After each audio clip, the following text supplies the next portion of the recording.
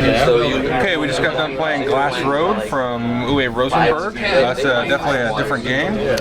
Basically what happens is everybody has a big old hand of 15 cards, and then every round you choose 5 of those cards that you want to play. And then in turn order we play a card, so if I play Water Carrier, and nobody else has a Water Carrier, then I get to do both these actions here. So I get some water and some wood and stuff. This is the cost over here, cost of cereal or food. If somebody else has a Water Carrier, they say, yep, I've got it, and then they'll put it over here in their little follow slot. So you've got 2 follow slots. If anybody follows, then everybody on that card play only gets to choose one of these 2 possible actions. So you get to do a little bit, but not everything. And then once these fill up, then you can no longer follow, even if you possibly could, because you could copy a card. You've got a player board here, and it starts off a little bit differently. You've got some forest you can clear cut, a couple of these sand pits and things. You have some basic buildings, which are just points at the end of the game, which I built over here. And you get different resources out of them, and the cards kind of interact with them and generate resources for the different types. And then you have a main building board over here. This is going to get refreshed every round. You got these buildings at the top, let you do something every turn if you want. These you build, you immediately get like some resources and stuff. Then you've got in the game bonus points here. The cool thing of these wheels, everybody has their own resource wheel here. So once you sort of fill up a slot here, so let's say this is the current state of mind. If I had gotten some coal, this is now empty, and I have this little factory generating emeralds and this one generating bricks. So now that there's an empty slot here, this will automatically move up, and will automatically, this sort of factory will generate the emerald using all the resources here, which is an interesting thing. You kind of get screwed up on the timing of that. If you're expecting to want to have, maybe like some water here or some wood, and you go, oh crap, I used up the last coal, now I'm going to generate that. Now I've no longer got this, but now I've got emeralds. And the emeralds and the bricks are the harder ones to get. They do more stuff for you. So you basically play 4 rounds every time, and then you add up all the points at the end of the game, and that is the winner. So Jenny, what did you think of the game? It reminded me of Ora et Labora. I really, as far as the flavor, I really missed the glass making feel. Where's the glass? For it, yeah.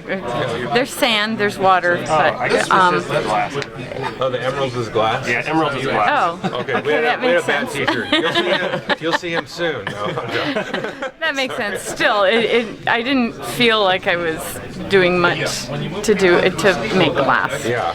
A lot of ancillary. And there were so many resources and so many to balance, and so many things to do that I didn't find a focus. That bothered me. Okay. David, what do you think of it? I liked it. I thought, for me, the most interesting part of the game was the picking of the cards, which at first was a little like, what am I doing here? But then I realized, oh, like Joel's getting a bunch of sand pits, or people are like, they might be putting these cards in their hand, so I can count on maybe being able to follow that or play it early and force them to follow.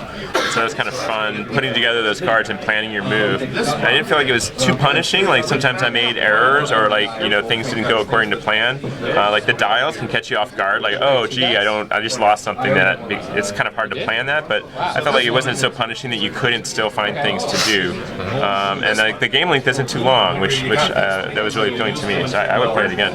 Okay. Jonathan? Yeah, I really enjoyed it. I like that with the cards you could, you're not just waiting for somebody every time. In your downtime, you can play your following cards. I really enjoyed that. And I love the resources, how you don't have to grab a big stack of wood or whatever in like the other games. That was very nice. And yeah, it was a really great medium weight game. I liked how short it was as well. Didn't take too long. Cool. Yeah, it says 20 minutes per player. That seems about right on there. And like David was saying with the cards, it's kind of interesting because you're going to have a lot of this sort of space to clear cut and stuff to get rid of, and you don't have very many resources. So in the first round, everybody's kind of playing those cards that let you get rid of the resources and generate resources and clear cut. So you have to think of that and sort of try to see how tricky you can get away from the linear path the game kind of sets out for you to see how if you can kind of go outside the bounds just a little bit. You don't want to go outside the bounds too much. And then at the end of the game, the first round you're not really buying a lot of these buildings, but the last 2 rounds, a lot of these are getting bought. So you have to kind of think of that too while you're choosing your cards. And there is like a good 5 minutes or so of silence in between each round. Everybody's kind of digging through, going, no, on this card, I don't know about this card, and then the round kind of plays out in 10 minutes or so. So definitely an interesting take. I thought it was more thematic than Ora Labora. Like, because Ora Labora, you had all these weird adjacency rules and stuff, and it was like, okay, this is just a weird point system to generate points. This I kind of felt like, oh, okay, I was kind of the sandpit guy, and then you had your big lake that you built and stuff like that. So it had sort of a little bit more theme to it. So anyway, that is Glass Road. Thanks.